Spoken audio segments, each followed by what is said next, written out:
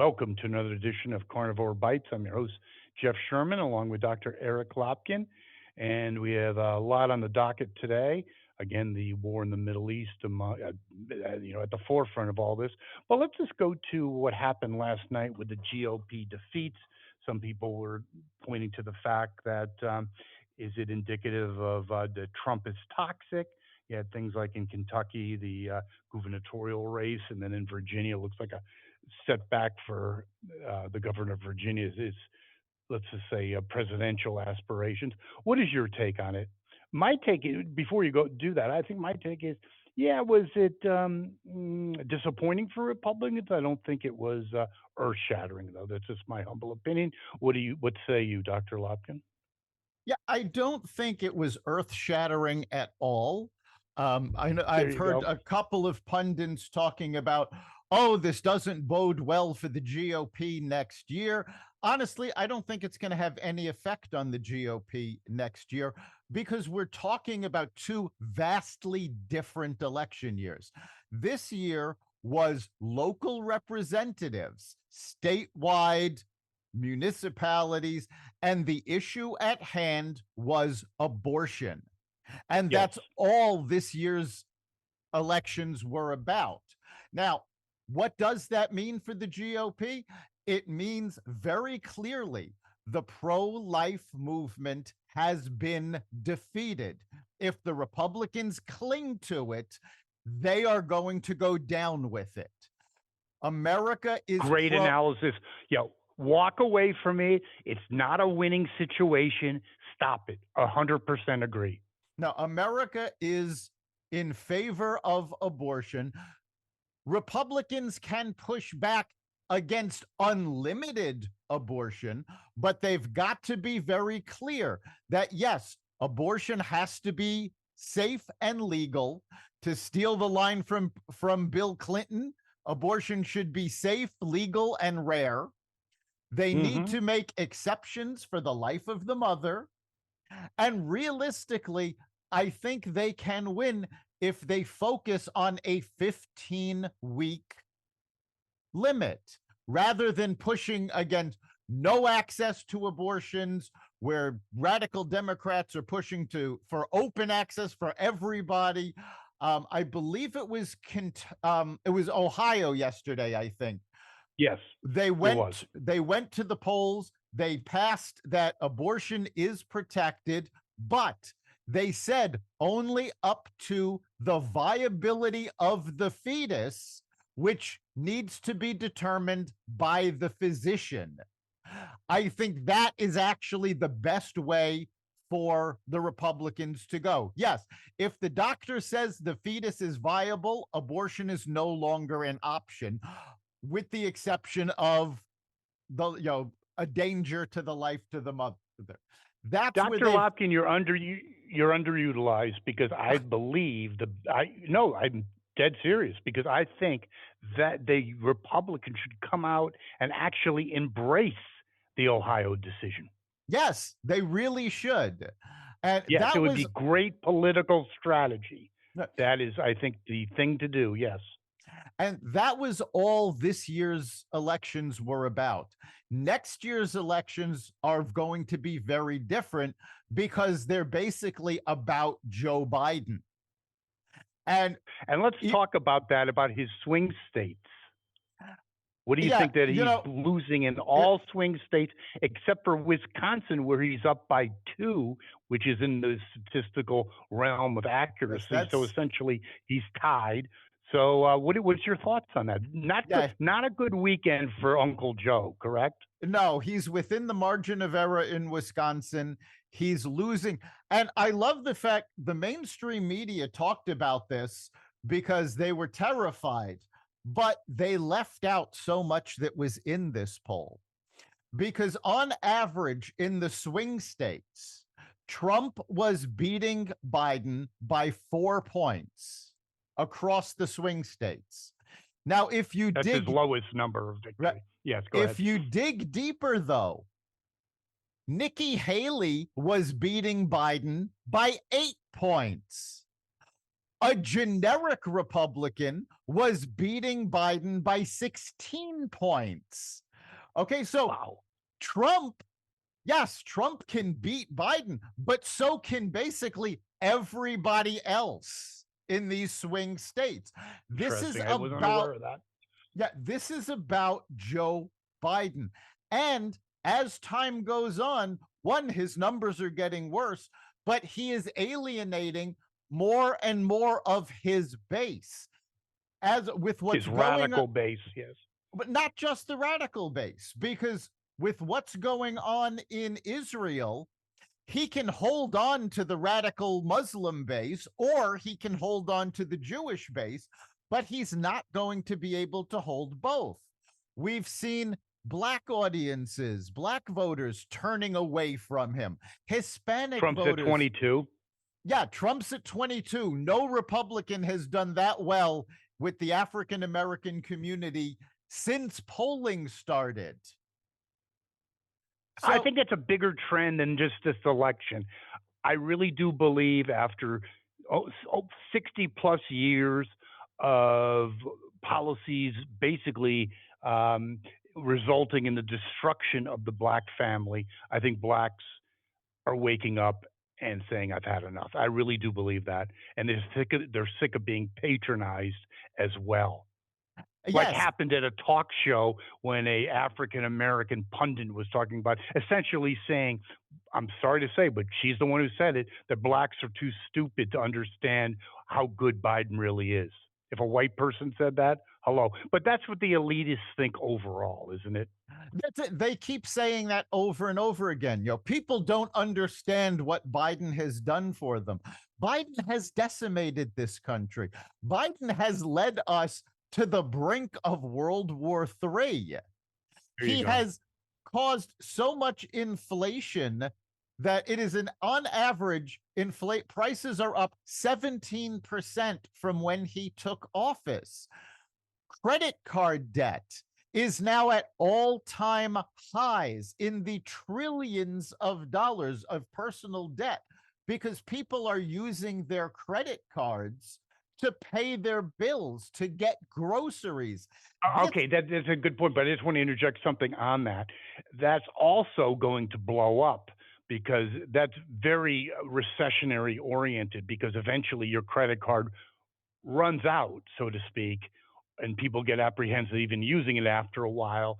And then it's a come to Jesus in terms of the economy because if yeah, it's supporting unrealistically or artificially, I should say, supporting the economy. When that runs out, it could be game over. Your thoughts? Absolutely. And all of this, they keep pumping up, oh, Bidenomics is so great. I actually saw social media posts from the White House, from the vice president's office, and from Senator Schumer, all talking about how Biden has lowered inflation. And I put the stats right on their posts. How, no, according to the Bureau of Labor Statistics, the government's own statistics, inflation has not gone down once since Biden took office. So they're lying about his record, and people know it. Well, So that's here's a great analogy about Bidenomics and inflation. Okay, so it's someone that's trying to lose weight, and let's say they gained 50 pounds, and then the following year they gained 10 pounds. Yes, the rate has gone down, but they still gained 60 pounds. yes, It's an aggregate effect. exactly. That's exactly what's going on. So they look at the 3.2% for this month and go, oh, it's gone down because it was 9%. No, it hasn't gone down. The rate that it's going up has slowed, but it's still going up and up and up. Yeah, and also about Bidenomics, I think it's really interesting. A Democratic pundit said anyone who came up with that should immediately be fired.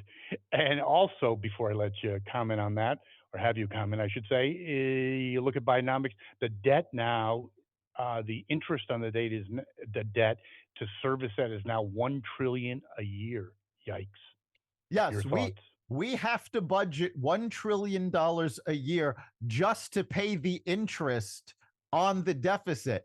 And Biden has added more to the deficit than any president in history.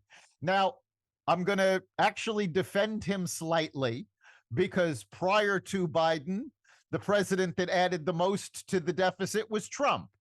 Prior to Yes. Trump, it was Obama. So this goes up with every presidency we have. But it's time that we pay attention to this because it's gotten out of control and it is ruining America's credit rating, which makes the Yes. interest rate even worse. And America's future. A couple of things about the deficit. I agree with you. It used to be a taboo. Now there's no penalty, or at least perceived penalty. That will change, I guarantee you. But you look at Obama and Trump. Obama, and I'm not defending him, a lot of his debt was during the '08 bailouts and recessionary situation, and then also with Trump, it had a lot of it was some of it was a tax cut, but a lot of it was also during COVID and that Well, stimulus no, programs. I actually, Go ahead. what killed the deficit under Trump wasn't either the tax cut or COVID. It was the budgets that the Democratic Congress was able to put through, and Trump didn't fight back. He went, okay, we'll allow this. And the Democrats actually increased spending by much more than they should have. And Trump, despite all of his talk about fiscal responsibility, kowtowed and didn't push back. Interesting. Well, that is quite interesting. But you look at the again, getting back to the political landscape here that we were just talking about. You have and the lack of African American support, or the siphoning off of African American support for Biden in particular, but the Democrats overall. You have black celebrities. I think it's funny, 50 Cent and Lil Wayne basically coming out and endorsing Trump. Yes, I get it's comical, it's a sideshow, but it is a serious thing when you look at 22% of African Americans are supporting Trump, and I think that's a underreported number. How do you like that, Dr. Lopkin? It probably is underreported, but I think, I've said this for quite a while. The poll numbers right now, we're still too far out for them to be really accurate, Agreed. but you have to follow the trend lines. Remember, 3 months ago, when the Washington Post had a poll putting Trump ahead of Biden, even they said, oh, well, this is an outlier. And now Great it's no point. Yes. longer an outlier. We're seeing it more and more. Poll after poll is showing Biden losing. And wasn't that a really awful weekend for Uncle Joe? You had the night of the long knives, certainly more than came out, even to the fact of like you had Stephanopoulos and others basically highlighting this. And that's not just by chance. I think it's by design. You had David Axelrod basically more than suggesting, basically saying Joe should reconsider. And then you had Obama, who had an opportunity to maybe help his former vice president in terms of the Israeli situation, but did just the opposite, and even also went a step further. And again, the worst president, American president ever for Israel, started having moral equivalency with what Hamas did, the atrocities with the Israeli occupation. So there you go, Obama. Your thoughts? Yeah. And was he the worst president ever for Israel? I say yes. What do you Oh, say, Dr. yes, Lopkin? absolutely. There's no question about it. And, he had to shoot off his mouth about the situation, and it didn't go well for him because on social media, people, in fact, a lot of journalists were very quick to point out that he was the one that sent pallets of money to Iran that's funding all of this. People were talking about the 6 billion that That's Biden a freed drop in up. the bucket. Yeah, compared to the money that Obama gave him that's already been in the pipeline for 10 years, that's the money that's funding all of this. So, Well, yes, he when, rebuilt Iran. They were on the yes, ropes, and by design or by chance. Well, we'll have our listeners kind of think about that. I say not so much of a chance. What do you Yes, say? and when Obama said, there's blood on all of our hands, no, the blood is on his hands, not all of our Yep. hands. And But the he's fact on of a the bigger. matter Oh, go is, ahead. Israel has not occupied Gaza Oh, since, six. right, since '06, since before Obama took office. So you can't say, oh, there's an equivalency, or he's Israel is partially to no, Israel's not to blame. This is all on Hamas, and it was funded by Obama. Thank you. That basically pretty much puts the period on that sentence. I would 100% agree with that. And the more Obama talks, he really is. He was never all that qualified. Listen, he was a community organizer. That's another word for saying unemployed. I think other people like Soros and others probably propped him. How do you go from community organizer to president of the United States? And he also shows that he's really a hardcore radical in his heart, isn't he? Yeah, he was propped up by those people who are pushing socialism, who are pushing, like in the case of George Soros, pushing chaos, because Obama was a socialist. There was never any question about that. He was the forerunner to the squad, to what Bernie Sanders is pushing. He's the one that made it acceptable for them to run. And now No we doubt. see that their policies. Forget about the divisions in party, forget about the yelling back and forth, and that these are just horrible people. Their policies that they have put forward, defunding the police, all of the socialist programs they've tried to get passed, they have destroyed cities around the country. They destroyed the southern border. They have allowed terrorists to come into the country because let's leave the border open. In fact, the FBI, the head of the FBI, what's his name, Ray, in testimony before Congress, stated point blank that they have no doubt that Hezbollah has terrorists within the United States now. Yeah, how do you like to play, Mrs. Lincoln? Yeah, great. Yes, he actually is really like you said, the epicenter of a lot of today's problems. That is Barack Obama, the first president from Kenya, and I also think he's at the heart of the weaponization of our agencies, IRS, FBI. So he really did. He did actually a shitty job as president, but an excellent job of really pushing socialism and destructive policies, both internationally and right here in the good old USA. Am I not Yes, correct? he was amazing at accomplishing his agenda. Unfortunately, his agenda is terrible for the American people. And that's where we are now. Yes, and one of his cronies, Bernie Sanders, the icon of self-hating Jews, has said has basically been radio silent as the squad spews anti-Semitism and anti-Israeli rhetoric. What a despicable piece of shit, correct? Yeah, it's absolutely unfathomable what's been coming out of him. And the Or fact not? of, or not coming out of him, the fact is, the House of Representatives was united enough to censure Rashida Tlaib over not just her comments, but the fact that she is spreading misinformation about Israel. She is spreading terrorist propaganda. Now, these are, I mean, they impeached, never mind accused, they impeached Donald Trump over claims that he encouraged his followers to have an insurrection in the Capitol. Rashida Tlaib did that with Palestinian terrorists where they raided the Capitol. And we were lucky to get her censured.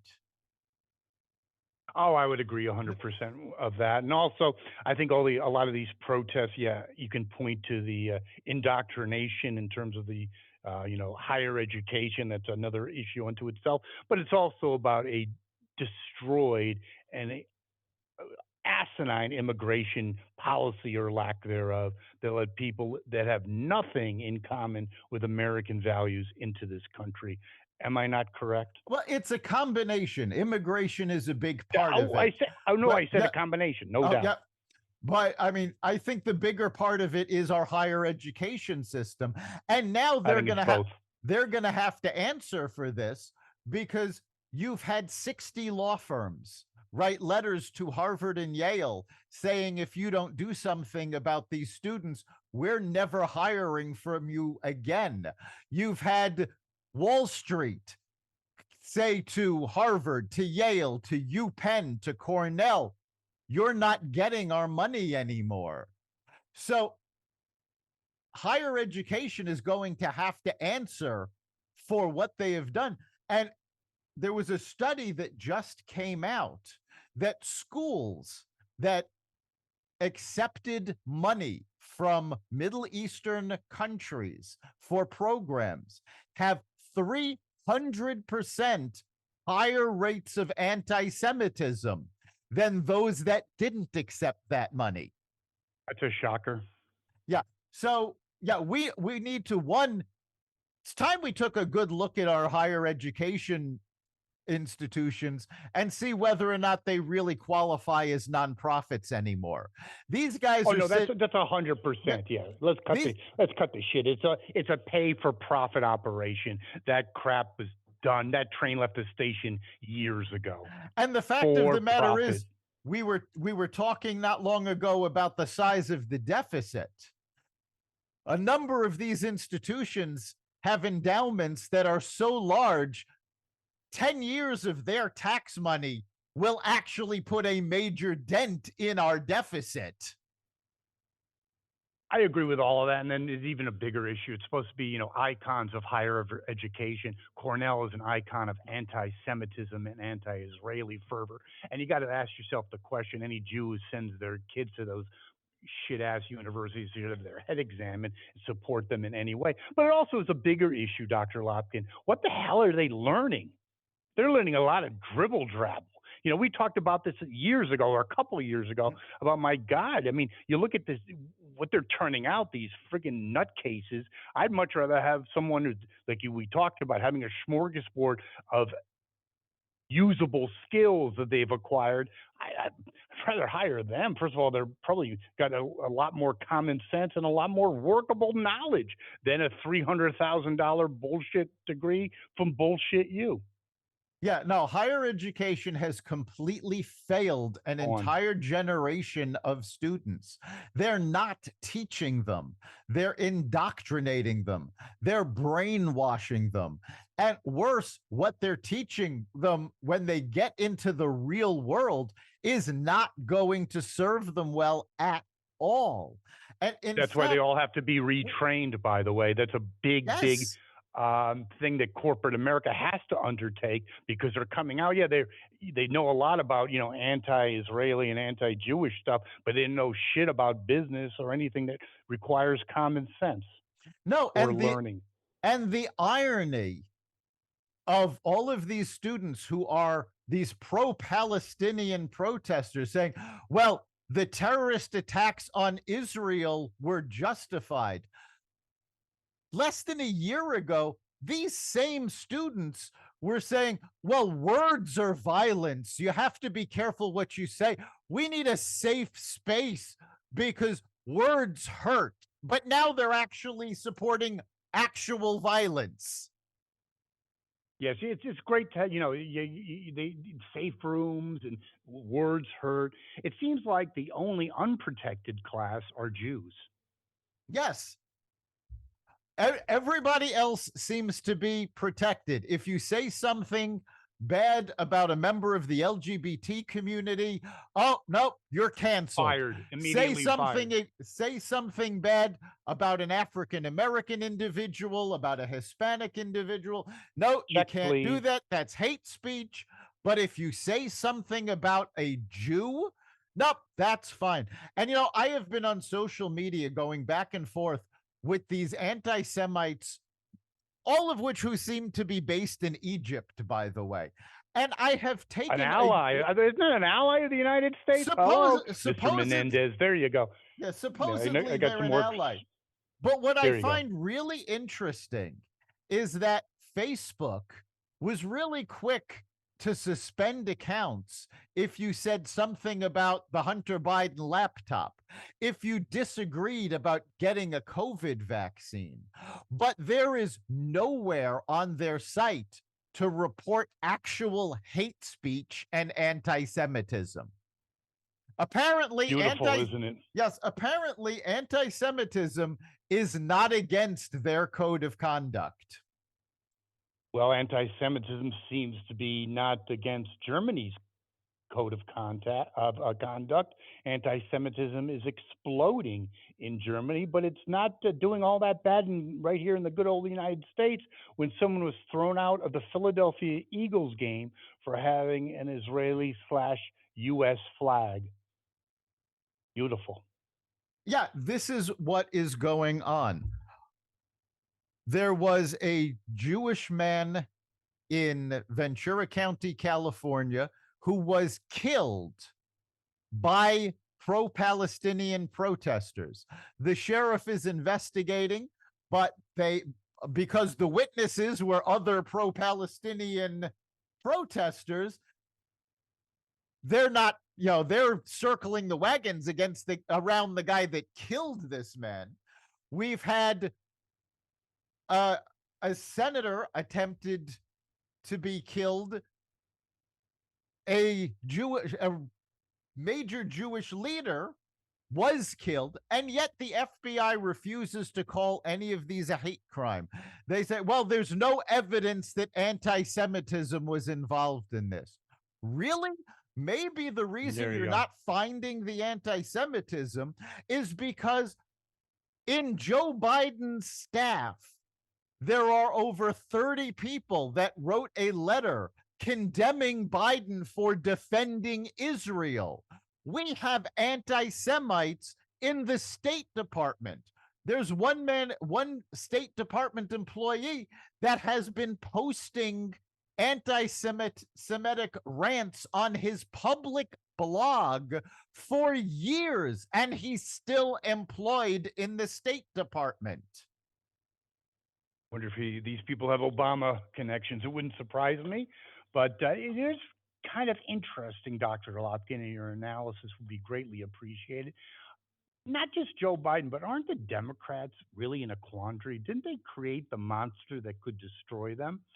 Because you look at polling, 68% of Americans agree with, believe it or not, Netanyahu in terms of his thoughts about no ceasefire until the hostages and other things are accomplished, and 59% overall are sympathetic and empathetic to Israel, but not with the radical left Democrats. So isn't that a problem? You talked about that. It's kind of a two-edged sword. You kowtow to the hate mob, you're going to lose a huge Democratic constituency that is Jewish Americans, and so there's it's a no-win situation. And I also think, and even some more of a simplistic note, yeah, let's just say you're run-of-the-mill Democrat, maybe possibly blue collar or what have you, maybe a little liberal on social issues.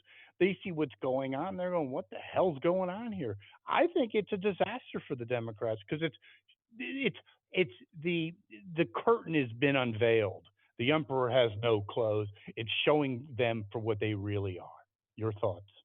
It really is. And this is why, if you take a look at the campaign ads that ran over the past month from Democrats for yesterday's election, there was a massive focus on abortion. Why? Because that is apparently the only unifying issue that the Democrats have left. They can't campaign on the economy. They've kowtowed to this socialist hate. And that is now, you have members of the squad threatening Joe Biden that if he continues to support Israel, and actually, if he does what's right, which is rare for Joe Biden, then he's going to lose their followers. He's going to lose the Muslim vote. And you know what? First of all, I don't think they are going to lose the Muslim vote, because saying that all Muslims identify with these pro-Palestinian wackos is just not true. You have a pro-Israel Muslim right now who has registered to run against Ilhan Omar. So the Muslim community is not uniformly behind the squad. They're not uniformly behind the Palestinians. Take a good look. No Arab country wants to take Palestinian refugees That's been going because, on for years, by the way. right, Years and years and because, years. Never reported, though. and the reason they don't want them is because they are run by terrorists, and the terrorist organizations have slipped into other countries when they took refugees. So they do not want them anymore. This is not the entire Muslim world backing Palestine. Most of the Muslim world, one, wants to stay out of it, but two, doesn't want anything to do with the Palestinians. So, yeah, I don't think Biden is in danger of losing the Muslim vote. I think he may be in danger of losing the wacko vote. And good. Stand up to the wackos in your own party. The same way the That would actually Republicans. be, I don't know if he's capable of that. Politically, I think that would be an astute move. I don't know if he's capable of even tying his shoe, but I think that would work. I mean, the same way the Republicans need to stand up to the wackos on the right, the Democrats need to stand up to the wackos on the left. It's time the extremists are shut down. Okay, but I think there's a big difference between extremists in the Democratic Party and in the Republican Party. Are there whack jobs like Taylor Greene and others? Yeah, but I, they're relative. I don't go to bed at night fearing them. I fear the squad and that kind of mindset. I'm not worried about the Republican nutcases. I well, sleep like a baby I'm thinking about actually them. I'm worried about the extremists on both sides because they act differently. On the left, they're violent. We've seen it with the pro-Palestinian protests. We saw it with Black Lives Matter. Left-wing extremists are violent. Right-wing extremists, I don't worry about the violence. I worry about the idiots that they're electing and the fact that they managed to hold the House hostage for 3 weeks with no leadership because the Democrats didn't want to step up and do what was right and actually vote for a speaker. So they handed it over to the right wing wackos. I agree, but I still get to my original point that yeah, that doesn't keep me up at night. I mean, in the end, did it really make that much of a difference? Maybe not. But left wing radicals, dangerous for America, very dangerous for Jews. We'll just leave it at that. Yes. And speaking about being dangerous to Jews, Kamala's beautiful daughter is a big fundraiser for Hamas. And I don't really know why they need that so much fundraising because there was an article that Hamas leadership is living extremely, while their people are living like shit. No fault of by the Israelis, by the way, but the fault of their own shit ass leadership. They're living high on the hog in Europe and other places. Yes, Go figure. apparently the So, Hamas leadership does not actually live on the no, Gaza why would you Strip. do that? They No. live in the Four Seasons Hotel in Qatar. It's like, really? They, Bernie Sanders has made a big deal about going after the billionaires. Let's go after the billionaires in Hamas. Because, yes, believe it or not, the leaders of Hamas are billionaires living high on the hog, stealing resources from their own people. How come Barack Obama didn't talk about that when he was talking about the brutal Israeli occupation? Gee, kind of missed that, didn't he? He Yeah, he probably stayed in the same hotel. There you go. wouldn't surprise me. Well, what does surprise me is a recent poll that has RFK at 26%. That was about a week ago. It hasn't really been in the news that much, but That's interesting. I mean, I don't know how accurate it is, but I certainly am not going to help Uncle Joe. No, as a third party candidate, yeah, polls have RFK Jr. getting 26% of the vote now. And this is before the real campaign has started. This is with the mainstream media essentially shutting down his message. Yes, Now, imagine with 26% of polling, that means that when the general election has debates, he will be on the stage. The he has to mainstream be. Yes, media will not be able to shut him out. What is that going to do to Joe Biden, who is going to have a hard enough time going head to head with a Republican candidate? Never he's going to mind wait. Wait, with no, no, two no, of no. He's them. going to have a hard enough time. He's going to have a hard enough time finding the debate hall. Are you kidding me? This is There you true. go. I mean, so And yeah, I don't think this he's going to is debate. I don't. I think it'd be political suicide. He'll find a reason not to debate. I don't know what the reason's going to be, but there's no way Uncle Joe's going on that stage. Your thoughts, Doctor Lopkin? honestly, I think if he avoids a debate, that's the end of the campaign. He will lose right then and there if he fails to debate. So, and I think he knows it. So, whether his people want him to debate or not, they can either debate or they can forfeit. That's basically his choices. Interesting. But speaking of the debate and someone that was kind of running a shadow campaign, Gavin Newsom. Oh, he got some bad news too. Him and Uncle Joe aren't having a great week.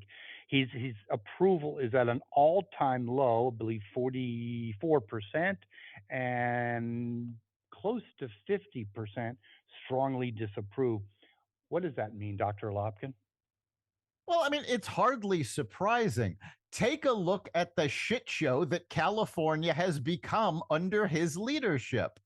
The economy has gone in the toilet, homeless everywhere, migrant camps everywhere, rampant drug usage and crime. And this is with his hand on the switch. Now, take a look at the last 6 months with all of that going around. He's running around the world, essentially running for president and ignoring California. So, sure, of course, his own constituency is saying, you know what? Get out. Well, he also was what had a recall. I mean, the guy. Talk about being delusional. Talk about being high on ambition, low on talent. He is the quintessential example of that. Uncle Joe's number two, by the way. Well, I mean, let's face it, California has a long history of that. You take a look at Newsom, take a look at Adam Schiff, take a look at Nancy Pelosi. Oh God, she These yes, are yeah. these are folks that had huge political careers with no discernible ability to do anything except for None. lie. Yeah, pretty much the truth. Yes, he was kind of, in some ways, ironically funny in a sad way. They had a hearing on anti-Semitism, and guess who broke it up? The or protested at an anti-Semitism hearings. They have the whack job protesters, anti-Semitic slash Palestinian supporters. Kind of ironic, isn't it?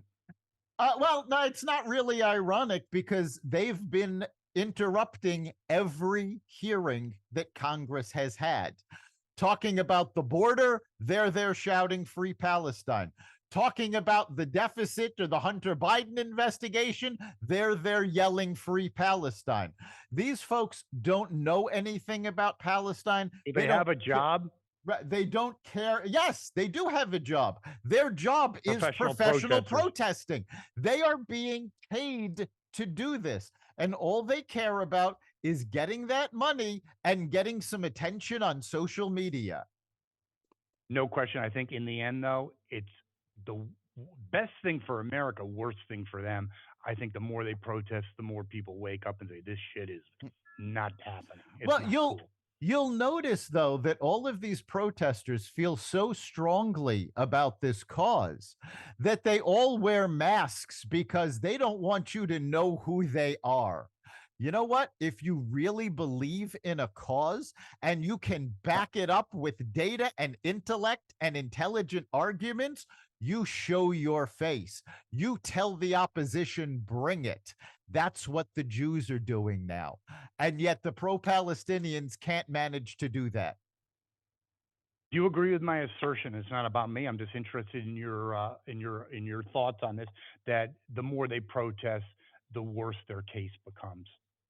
Oh, yes. It's the same thing with most causes. The more you are in the a perfect example is actually the green movement. These idiots in Europe that have been destroying artwork, that have been disrupting traffic, they've actually turned more people against the environmental movement than they've convinced. And these folks are doing the same thing.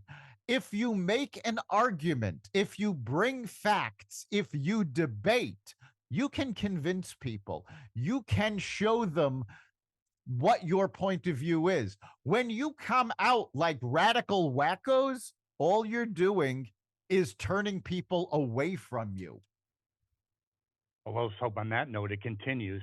Uh, Really kind of interesting as well. Talk about what's going on with Hunter and James and all the other ones in the mafia clan.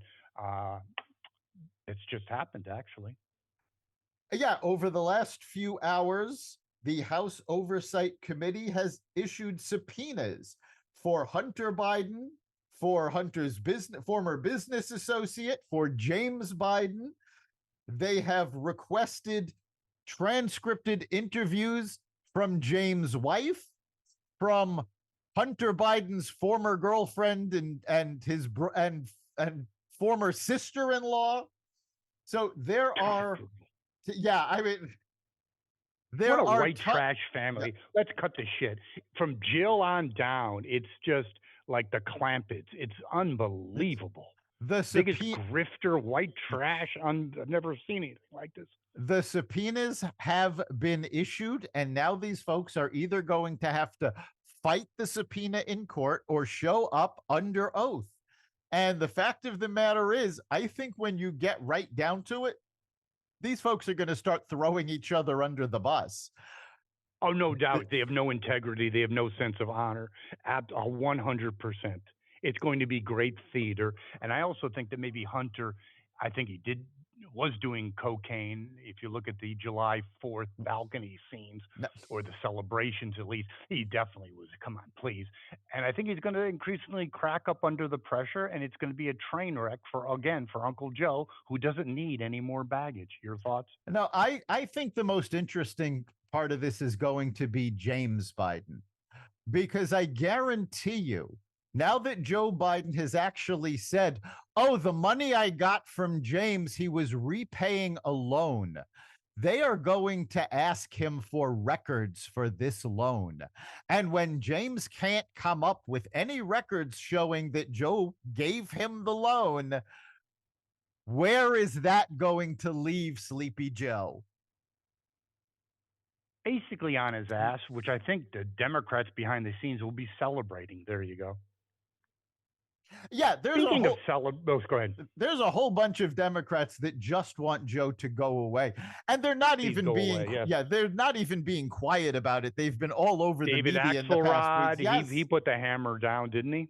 yes, they have said point Not blank he cannot run, and unless he and I don't remember who it was, but there was one pundit that I thought had a very interesting scenario. And I find it very frightening if this were to be the game plan, because they said they think Joe is going to pull out, but not until during the primaries when he's already gotten delegates so that his delegates can then choose who is going to be the presidential nominee at the convention. I think that's a very likely possibility, quite frankly, because I think I'm not sure his heart is in it to begin with. Let's face it, he's going to be 80 plus, and I think the pressure is enormous for him to get the hell out. Yeah, And plus, worldwide events and domestic events, he just wants to hang out on the beach. He's not into this shit in any way. but I find that possibility terrifying because it really does show how much contempt the Democratic Party has for their own voters. They don't even want the voters to decide who's going to represent the party in the presidential election. They want their own elites to make that decision. Exceptionally great point and 100% unfortunately accurate. We want to close in kind of a more of a lighthearted note. Mayor Petey, things wasn't really not really going his way either, is it? I think it's well. Let me before we get into the comical end of this. I think his political fortunes. He came in as the high flyer, so to speak. It's pretty much come to earth. Am I correct on that? Oh Or yes, maybe sub earth? he's fallen to earth, and not in a gentle way. He has Terminal plummeted. velocity, they Yes, call it. yes, he has plummeted to earth. And what Because he never happened? was qualified. He checked the boxes. He checked boxes, and now it's come back to haunt him because last night the House of Representatives approved the I want to get this right. It was the Financial Services and General Government Appropriations Act. Now, this is a standard budget act. It passed a budget to allow the General Services Administration to function, the Securities and Exchange Commission to function, various other federal agencies. It's part of every budget process. What made this one different was an amendment that was passed last night that would drop Pete Buttigieg's salary to $1 As because it should be, by the way. because they have said it is absolutely ridiculous that he has been spending taxpayer money on private plane rides, taking private jets all over With his boyfriend. Yes, using taxpayer money to take his family with him, and he has done nothing that is related to his actual job. And this passed. Now, will it pass the Democratic controlled Senate? Who knows? But I thought it was absolutely hysterical that they passed lowering his salary to $1. Fantastic. And it is about what he's worth. So, another great episode, Dr. Lopkin. And maybe you can talk to our listeners about how they can share their input with us. Yeah, we'd love to hear what you think about the issues we talk about, and tell us what issues you want to hear more about. You can get us at the Carnivore Radio Facebook page, message us there. You can also reach us at the xvadio.com/connect. Let us know what you're thinking. And of course, you can catch every episode of Carnivore Bites at xvadio.com/podcasts, the Carnivore Radio website, Apple Podcasts, Google Podcasts, Spotify, iHeartRadio, Audible, Amazon Music, and other platforms that respect freedom of speech. Thank you, Dr. Lopkin. We'll be at it next week. We'll see you then.